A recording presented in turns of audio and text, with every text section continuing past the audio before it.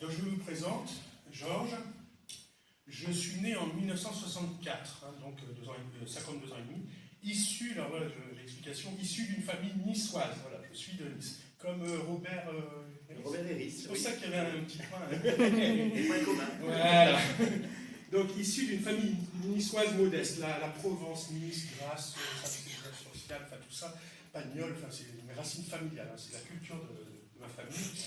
Une famille niçoise modeste, avec mon père qui était instituteur, comme justement Pagnol, il s'est converti au protestantisme pendant la guerre. Un aumônier sur le champ de bataille, voilà, devant la vie, la mort, il a donné sa vie à Christ personnellement. Il a rencontré ma mère, qui était ménagère et après sans profession. Elle était de famille catholique. Donc par leur mariage mixte, on va dire, il faut se rappeler le contexte de l'époque, après progressivement, ma mère est devenue protestante avec mon père. Ils ont connu la naissance de ma grande sœur avant de se marier. Mais souvenons-nous qu'à l'époque, c'était vraiment une cause de rejet social. Ils ont régularisé par le mariage, mais bon. De plus, mon père, était frappé très tôt d'un très très fort handicap sur ses yeux. Donc amblyopie, mais très fort. Donc moi j'ai toujours connu un père infirme, handicapé visuellement, il a fini avec une canne blanche, presque aveugle. Enfin, voilà. J'ai toujours eu cette vision de mon père, comme vous parlez Yanina, un père faible, fragile, dans l'infirmité. Ma mère a toujours été fragile nerveusement. D'accord ? Voilà, donc on n'a pas eu une famille tellement heureuse, prospère et tout ça, on était dans de nombreuses difficultés. Ma sœur elle-même, plus tard, dès ses 18 ans, sortie de la maison et fut rapidement mère célibataire avec 2 enfants. Mon père luttait administrativement dans le Nord, comme Cadmirade. C'est pour ça que je suis un faux ch'ti, pas mes ch'ti. Bon, moi j'ai connu plus le Nord que le Sud, mais voilà, vous comprenez. Nous sommes devenus ch'tis par adoption géographique, on va dire ça comme ça. J'ai eu 2 frères aînés, dont, alors dans les familles c'est comme ça, on a un même père, mais bonjour les enfants. Donc j'ai un frère qui a réussi socialement, parce que très tôt il a eu la vocation d'être ingénieur, il a fait ses études, voilà, il a une position sociale impeccable. Seulement mon autre frère aîné, malheureusement pour lui, à son adolescence, il a basculé dans une terrible maladie mentale, la schizophrénie. Donc aussi, dans ma famille, j'ai toujours eu cette image-là, vous voyez, de fragilité, avec un frère pas comme les autres, qui a fini ses jours, il est décédé maintenant, mais il a été interné finalement à l'EPSM de Saint-André, enfin voilà, l'hôpital psychiatrique, il a connu cette vie-là d'interner dans un hôpital. Voilà l'image que j'ai, voilà ma famille. Moi, personnellement, j'ai commencé ma vie sans but, ni conviction profonde. Vous savez, un peu comme les jeunes paumés. Enfin, en 1980, les jeunes étaient paumés. Je ne sais pas s'ils le sont moins aujourd'hui, mais enfin, j'ai connu ça, ce sentiment de flou devant la vie. Je n'avais pas vraiment de but personnel, de conviction sur la vie, et aussi de préparation. Qu'est-ce que je ferais comme métier? Qu'est-ce que je fais? Est-ce que je fonderais une famille? Vous voyez, dans le brouillard. Grâce à mon frère, il m'a aidé, il m'a trouvé un cursus qui me plaisait. Pour mes convictions, je respectais hypocritement, extérieurement, la religion de mes parents. Vous voyez, quand un pasteur prêchait, j'estimais que c'était de la bonne morale. Voilà, bon. Mais sans plus. Avec mes frères et ma soeur, aucun d'entre nous n'avait la foi. C'était dur pour mes parents, vous savez, d'avoir ces 4 enfants qui ne connaissaient pas la foi. Moi, j'étais très fier de me considérer comme athée. Ça, c'était mon étiquette. Athée. Et fier de l'être. Alors, à l'époque, je disais bêtement, les religions sont comme des sectes qui ont réussi. Ça, c'est facile. Elles ont été créées par un fondateur qui, plus tard, est mort et qui a laissé ses disciples, ses adeptes, se débrouiller entre eux. Point final. Voilà. Je ne comprenais rien du tout du message de la foi. Vous pouviez me montrer un passage biblique. Non seulement je ne comprenais rien, mais je comprenais tout à l'envers. Vous voyez, les paraboles de Jésus, je les interprétais de l'autre côté. Ah, ça, je m'en souviens encore. Même en utilisant mon intelligence qui m'a servi plus tard dans mes études scientifiques. Complètement bouché. Bon, à la fin de mes études, en 1988, en avril, je suis déçu par une relation sentimentale qui me plongea brutalement, avec un choc, dans une terrible dépression. En 2 mois, je fus transformé en une sorte de légume qui ne pouvait plus réfléchir. Vraiment, tout était bloqué. Le souvenir le plus douloureux que j'ai, c'est quand je me suis jeté en pleurant dans les bras de mon frère, lui-même infirme, avec ma mère toujours fragile nerveusement, et je lui ai crié « Papa, je suis foutu ». Et lui, il a pleuré avec moi. Voilà ce que j'avais comme secours autour de moi. Je ne guérirai jamais, j'ai toujours crié à ce moment-là. Telle était ma conviction. Ma mère me proposa d'aller à l'église. Je n'y avais jamais foutu les pieds. Et c'était des gens comme vous, un peu bizarres. Enfin, vraiment, j'y suis allé par envie. Non, mais j'y suis allé parce que vraiment, je m'ennuyais, je voyais du noir et j'avais rien à faire de la journée. Vraiment, c'était par pur ennui, je me suis dit, ben, bon, ça fera autre chose. Voilà. Et donc, je rencontrais les premiers chrétiens évangéliques qui m'ont tout de suite témoigné d'une possibilité pour Jésus de me guérir. Oh, c'est culotté. Voilà. Par rapport à des choses bizarres, des fois qu'on voit dans les églises, je peux vous rassurer, dans l'état spirituel où j'étais, je me souviens dans la grande église de Roubaix, il y avait une grande croix comme celle-là, elle était un peu plus haut, et quand moi je m'approchais de cette salle, il y avait cette grande croix, je me mettais à trembler de tout mon corps, en pleurant, mais surtout en ayant très peur. Rien que voir la croix, ça me faisait peur. Et vraiment, c'était bizarre ce que je voyais. Vous voyez un peu la santé spirituelle dans laquelle j'étais au départ. Ensuite, j'ai été invité rapidement par ma mère, qui m'a fait une deuxième promenade, les mamans, ça m'a toujours trouvé des bonnes solutions. Elle m'a proposé quelque chose avec mon père et le pasteur, Michel Jovic, Michel Jovic, le pasteur de mes parents. Il m'a proposé une invitation à voir quelqu'un. Ils m'ont dit, celui-là, il revient de loin. C'était ça le truc publicitaire. Va voir cet homme, il revient de loin. Donc ils m'ont invité à rencontrer une réunion tenue par le pasteur Michel Renouvier, qui je vous en ai parlé, qui est décédé cette année. J'ai failli le revoir, bon, tant pis. Et c'était à Coudekerre-Branche, vous voyez, à 2 pas de chez vous.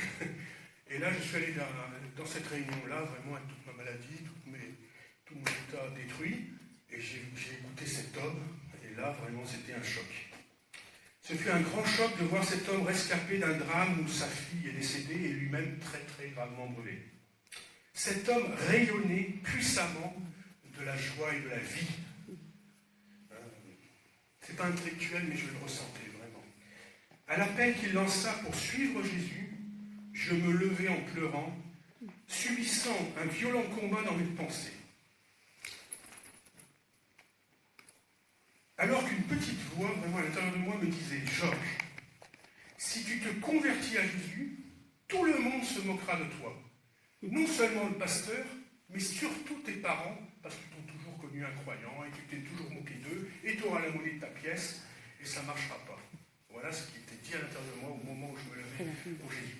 Et vraiment, c'est un combat, mais je peux vous assurer, c'est comme si c'était hier, j'ai littéralement été levé par une force invisible de ma chaise, et tout en pleurs, j'ai reconnu que toute ma vie, par mon refus de Dieu, avait été une erreur. Je me dirigeais vers le prédicateur qui pria pour moi. Je l'ai su plus tard, après avoir prié, il a dit aux frères et sœurs de mon assemblée, il a dit, celui-là, il aura une très grande vie spirituelle. Je l'ai su qu'après. Je ne rentrais pas de cette réunion instantanément guéri de ma dépression, contrairement avec tout ce que j'avais espéré.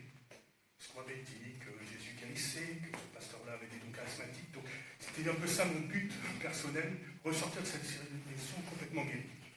Mais ce jour-là, je peux vous assurer, du jour au lendemain, j'ai eu en moi, au fond de moi-même, constamment une soif de Dieu et de tout ce qui le concernait, qui ne m'a jamais lâché tous les jours jusqu'à aujourd'hui.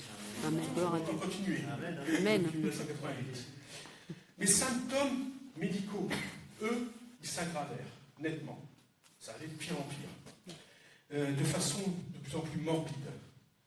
Je capitulais, finalement, trop faible, je capitulais en préférant une paix en allant vers la mort, qu'une angoisse continuelle en survivant, comme quelqu'un de croyant, mais désormais luttant à chaque respiration pour essayer de retrouver le goût de la force de vivre. Ceux qui ont vécu des terribles dépressions savent de quoi je veux parler. Envahi d'abord par des pensées de suicide, qui ne me lâchaient plus, je fus poussé à faire une véritable tentative, dont Dieu m'arracha de façon totalement inexplicable. Je ne veux pas m'étendre sur les détails, c'est assez cru. Donc ceux qui sont curieux, j'ai été interviewé l'année dernière, en juin 2016, j'ai mis sur YouTube la vidéo de mon témoignage, où là je donne des détails, vous verrez que c'est pas banal. Donc il suffit de taper sur le moteur de recherche YouTube témoignage Autran UTRAN, vous allez revoir ma bobine sur la photo. Et ça dure 40 minutes, le son est mauvais, mais allez-y, vous verrez les détails. Et je vais le refaire, ce témoignage en vidéo. Nathalie, tu sais que mon désir, c'est de faire une chaîne YouTube de témoignage, de partage, pour le monde, pas pour les chrétiens, pour les gens qui ne connaissent pas Jésus. Donc je mettrai aussi le témoignage de Yamina, enfin voilà. Ça, c'est en projet. À la sortie de cette tentative, arrachée par Dieu, j'étais complètement ensanglanté, vous comprendrez pourquoi. Et j'ai été récupéré, je ne sais toujours pas comment, par ma sœur et mon frère.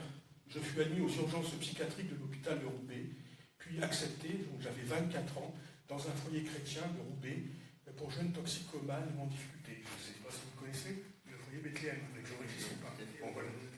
Ah, le monde est petit dans la région. Vous voyez, bon. À partir de là, jour après jour, difficilement, mais lentement, par étapes, je découvris l'Évangile, la fameuse Bible, la prière pour mes besoins. Et je disais par exemple comme prière, enlève de moi tout ce qui me fait du mal. C'est tout ce que j'étais capable de prier. Et ça suffisait largement pour Dieu. Ça ne sert à rien d'expliquer quoi que ce soit. Il suffit de demander ce qu'on a vraiment besoin. Ma prière était ultra simple. Mon seul abri, c'est toi. Vous savez, le fameux cantique, c'était mon principal réconfort dans ces moments terribles. Au bout de 6 mois, progressivement par étapes, j'ai arrêté brutalement, instantanément, d'être dépendant du tabac à la suite d'une simple prière pour être délivré. J'ai vu les angoisses disparaître par paliers progressivement et être remplacées par une paix, une joie profonde, toujours par paliers. Et la vie et la joie sont revenues encore plus fortes qu'avant ma dépression. Vous voyez, encore plus forte. Le Seigneur ouvrit aussi la porte sociale, c'est-à-dire en me donnant un travail stable que j'ai toujours, qui m'a garanti une vraie sécurité, qui correspondait en plus à mon cursus d'information. J'ai demandé le baptême, donc tout ça, bien sûr, j'ai demandé naturellement le baptême, mais c'est ce que je disais un peu l'autre jour. J'avais fait une sorte de contrat avec Dieu, j'ai dit, par où je sors?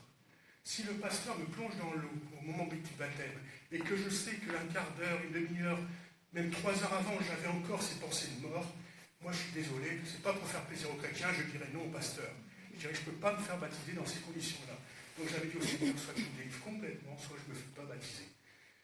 Ça, c'était quand je m'étais inscrit à la formation du baptême, puisqu'on en parlait l'autre jour. Je peux vous dire que durant la formation, le jour où j'ai plongé dans l'eau, c'était le pasteur Pierre Lannoy, tu le connais aussi, vous connaissez tous ici. Le grand pasteur Pierre Lannoy est décédé aujourd'hui. Je connais ces pasteurs. Je pouvais témoigner Jésus-Christ, mais tout était parti. Tout. Il n'y avait plus de séquelles. Voilà. Donc, les tests psychologiques et médicaux qui avaient été nécessaires pour m'embaucher en tant que fonctionnaire l'attestaient de façon imparable. Je me sentais vraiment personnellement vraiment sauvé et aussi ressuscité par ma joie et la force de vivre. Voilà. Alors, très rapidement, je finis ma présentation. Là, c'est ma conversion. J'ai ensuite dû apprendre la vie de chrétien, la vie au travail. J'étais jeune, 24 ans. La vie sociale dans l'église. La vie de chrétien dans la famille. Voilà.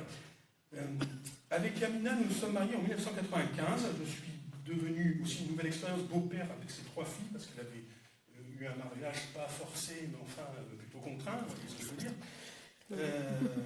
Une fille nous est née de notre union en 1988, elle a maintenant 19 ans. 98. 98. Personnellement, au niveau des idées spirituelles, vous voyez le genre, elle est un peu comme moi j'étais, c'est-à-dire Dieu est un peu... Ce n'est pas son intérêt principal aujourd'hui. Je ne vais pas commencer à lui jeter la pierre, c'est ce que c'est. Ça viendra plus tard. Voilà, je dis ça pour pas...